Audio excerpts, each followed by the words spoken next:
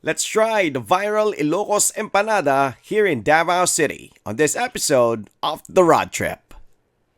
That's Stella Maris Academy, a new high school. For those who are familiar with Davao, obviously, I think it's right behind, no? May waiting ngayon, no? May waiting pa. So, at least they accept Gcash. So, I'm just gonna hazard here.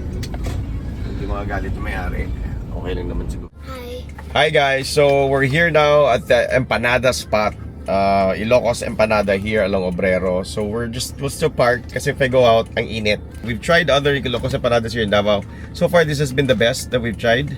My wife makes pretty good Ilocos Empanada as well. But one of the reasons why we love Ilocos Empanada is that I'm 3/4 Ilocano. My wife is 1/4 Ilocano. So my kids are actually half Ilocano. Yeah. Ilocos Empanada has like papaya, and then it has to have the you have to eat it with the sukang Iloco, and then the longanisa has to be like the Ilocos, like a vegan longanisa type thing, which is peppery na medyo vinegary na I don't know, it's kind of hard to explain, but it's the maasim type and not maasim peppery type and not the matamis type na longanisa. Those are the keys, and then of course egg. There's always one full egg. So we'll check it out, and then I'm gonna go get the longanisa now. Longanisa. I'm gonna go get the empanada now. Alright? Ilocos Empanada in the house. So let's go. You guys stay here, Don't touch anything. Okay, bye. Sit with your brother. Alright guys, we're here in Obrero. You're on the road trip with Rod Rodriguez. So this is the famous viral Ilocos Empanada featured in anong show ngayon, ma'am? Good News? Ni Vicky Morales of GMA, if I'm not mistaken. Good News si Vicky Morales from GMA. So ito po ang Ilocos Empanada, ang pinaka-viral na, I don't want to call it street food, but obviously it's a Filipino delicacy. Medyo recent lang siya here in Davao. They've had Ilocos Empanada here in Davao before. There was a restaurant that was serving it, pero hindi pa siya ganito kapatok. Pumatok to here in Davao mainly because of this establishment.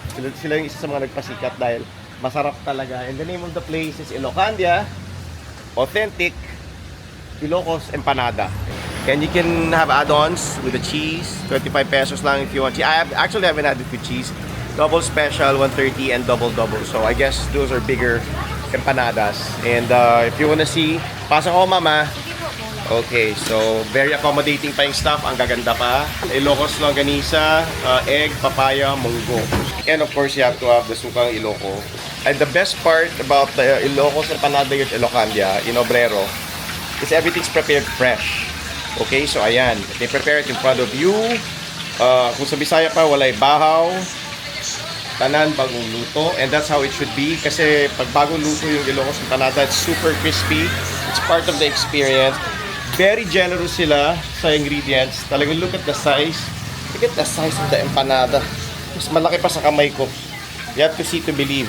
Being 3/4 Ilocano, syempre, hinahanap natin yung trademark na flavors ng Ilocos, even though I was born and raised here in Davao. But I grew up with Ilocano food, dinengdeng, puke-puke, pagnet. Di ba meron kayo parang restaurant here din? Sa Yusef? Yeah. Anong name ng establishment? Lakay. Pedring? Lakay. Sino si Pedring? Yung papa po ng boss Okay. Sige. So, si Lakay Pedring. Lakay po is a term for parang kumpare sa Ilocano. Yung mga GI, alam nila yan. Mga genuine Ilocano. Made to order ang empanada. Ayan. Look at the generosity of the ingredients. That's the chick. Made with loving hands. Oh yan, pwede. Pero the establishment is here. Again, this is Stella Maris.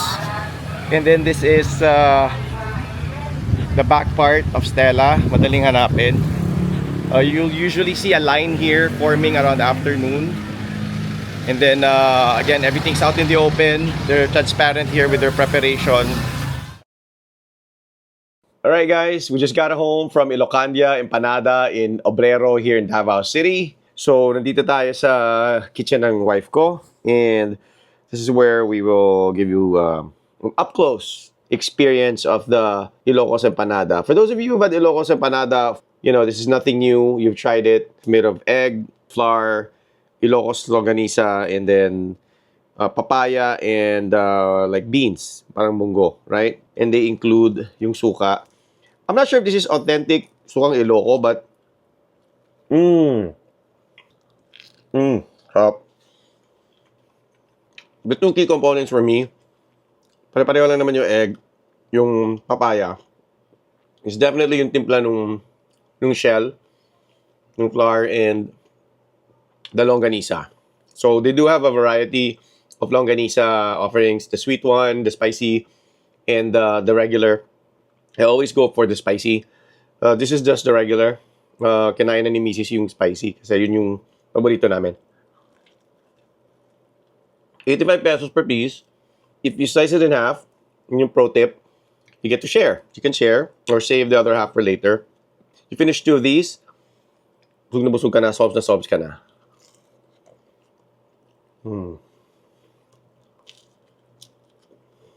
As soon as you buy it, as soon as you order it, eat it as fast as you can kasi then it retains its crispiness. Naimas.